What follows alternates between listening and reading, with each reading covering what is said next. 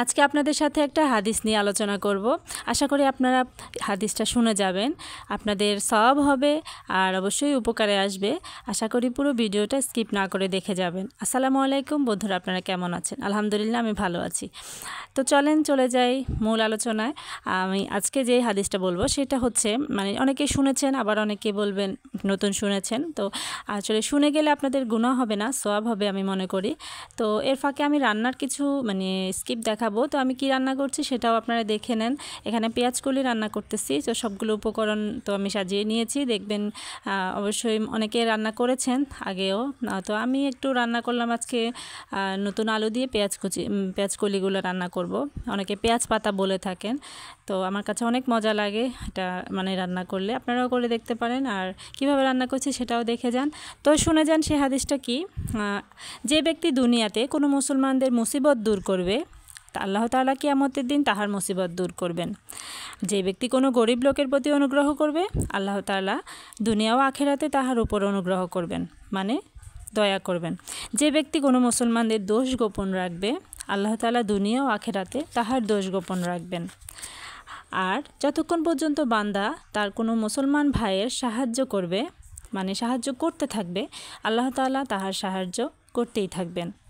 সুবহানাল্লাহ। তো আপনাদের কাছে কেমন লেগেছে হাদিসটা অবশ্যই জানাবেন।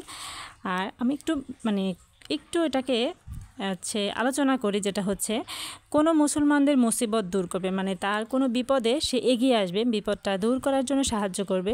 তো আল্লাহ তাআলা কিয়ামতের দিন তার মুসিবত দূর করবেন। কিয়ামতের দিন সে যদি কোনো তার দরকার হয়, যে তার নেকের দরকার হবে, তখন আল্লাহ তাআলা সেটাকে তার নেক দিয়ে ভরিয়ে দিবেন।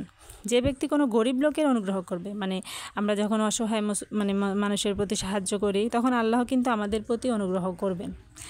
আর থার্ডলি যেটা বলেছিলাম, দোষ গোপন রাখবে। আমরা আসলে ইদানিং আমাদের সমাজে সবাই সবার দোষ নিয়ে আলোচনা করতে ব্যস্ত।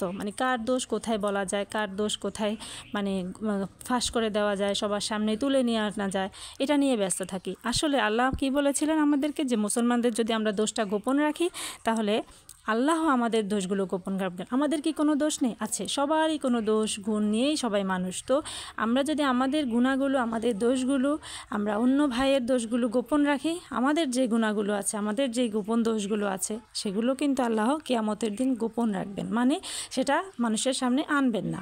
তাহলে আল্লাহ আমাদের কি করবেন? মাফ করে দেবেন। তো আমরা এই গুরুত্বপূর্ণ কথাগুলো যারা এতক্ষণ মন দিয়ে শুনেছেন, আমার সেই ভাই বোনদেরকে আমার মনের অন্তঃস্থল থেকে ধন্যবাদ জানাই। আপনারা হয়তো কিছু শিখতে পেরেছেন, আর না, যদি আপনাদের কাছে ভালো লেগে থাকে লাইক কমেন্ট করবেন, পাশে থাকবেন।